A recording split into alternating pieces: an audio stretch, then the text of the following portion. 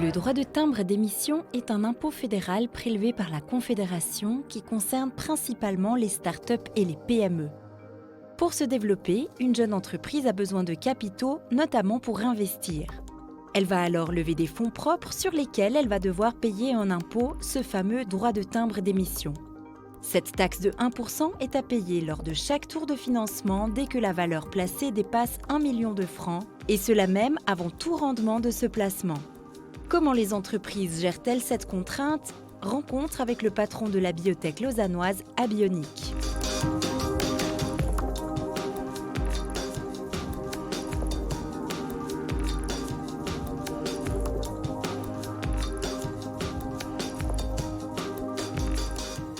Dans la plupart des startups high-tech, on a besoin de beaucoup d'argent afin de concrétiser notre projet. Et cet argent, on va le trouver auprès d'investisseurs. Et lorsque finalement on arrive à les convaincre d'obtenir la somme que l'on doit, eh bien on a cette mauvaise surprise de se retrouver à devoir reverser 1% directement à l'État. Dans le cas d'Abionic, notre startup, ça représente à peu près 670 000 francs que nous avons dû reverser au cours des 10 dernières années. Si cet impôt devait être supprimé, cet argent pourrait directement servir à engager plus de personnes. On parle typiquement dans notre cas de 6 ou 7 personnes à temps complet. Et puis on pourrait du coup accélérer notre développement et être plus rapidement sur le marché pour le bénéfice de nos patients.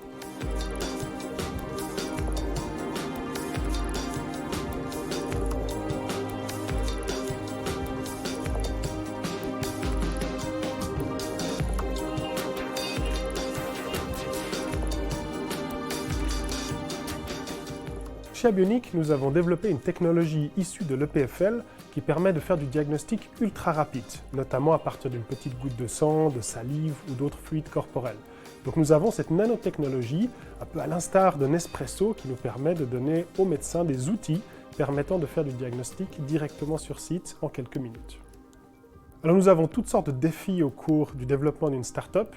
Ça dépend un peu des phases de développement, mais je dirais en Suisse, le plus difficile, c'est la phase de croissance. C'est la phase juste après le développement du produit, parce qu'on est très fort en Suisse pour arriver à avoir des idées, à développer une innovation. Par contre, l'amener sur le marché et la financer, ça c'est quelque chose de très compliqué et c'est aujourd'hui notre challenge principal.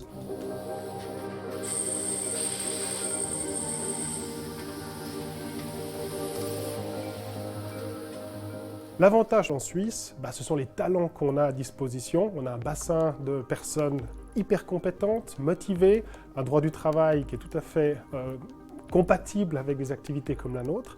Après, les inconvénients, c'est cette culture du risque qui est omniprésente en Suisse, et puis cette manière de finalement voir les opportunités entrepreneuriales plutôt comme des problèmes que des opportunités. On a malheureusement tendance en Suisse à voir le verre à moitié vide et pas forcément à moitié plein.